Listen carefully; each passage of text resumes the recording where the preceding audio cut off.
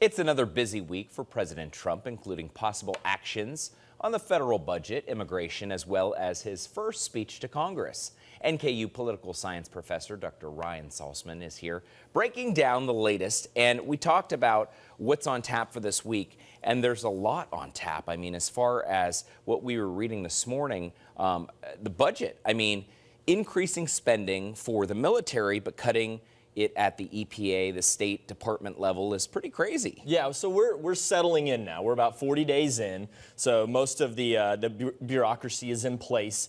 And so when we think about that, that means that all of these different agencies are now moving forward. And because of that, there's just a lot of action, a lot of things are happening. And so we knew that this kind of budget maneuvering was going to happen. I don't want to say maneuvering like it was bad, but every president does this. We always knew that he was going to be concentrating more funds in the war machine, less funds in things like the EPA, and now we're just seeing it happening. Well, and I say crazy not because of his decision making, but crazy because every government agency we've covered for years and years always says they don't have enough resources. Right. We call this the bureaucracy problem in many ways, and that's that bureaucracies are, by their nature, always trying to grow their budgets. That's something that they always want to do.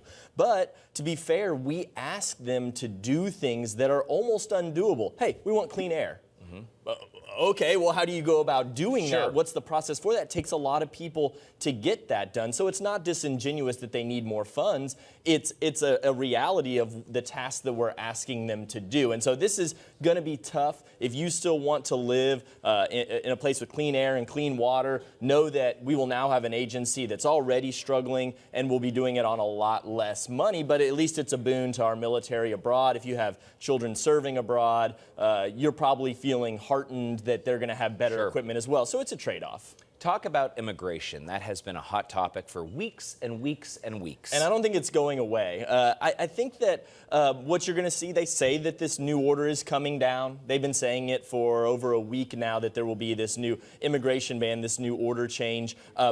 So, you know, we'll see it when we see it, but there's no doubt that this is going to remain front and center. It wouldn't surprise me if this was the first thing that Donald Trump talked about in his speech tomorrow, because it has been such a big issue for him. It's a very black and white issue. It's proven to be his bread and butter. It's a very simple thing for most of us to understand. So we're going to see it continue to be front and center, but I know that many of us are waiting to actually see the order itself and what that will look like. Well, and we've talked about the legality of that order. How does the president change it so it works in his idea moving forward? And that's what we don't know. I mean, you saw the Trump administration and Bannon say, well, we're going to change it, but it will fundamentally be the same. And then you have the ACLU, the American Civil Liberties Union, saying, oh, well, if the sentiment's the same, then we'll see you in court. And so we don't know exactly how it's going to change. Is some language going to be removed? Will they separate out things related to refugees? That's just something we really don't know at this point. And quite frankly, whatever he's considering right now, it may change in the next couple days. Maybe that's why we haven't seen it so far, or maybe it's timing. So there's a lot of things moving right now. And what's crazy is there's even more things moving now because of what I said earlier. All those agencies are now really getting up to speed. And so if you thought it was complicated before, it's only now getting really complicated. All right, so last point, first televised speech coming up this week too, right? Yeah, first televised speech. One thing, it's bad, but it's the world we live in. I'm curious to see what will happen when he can't tweet.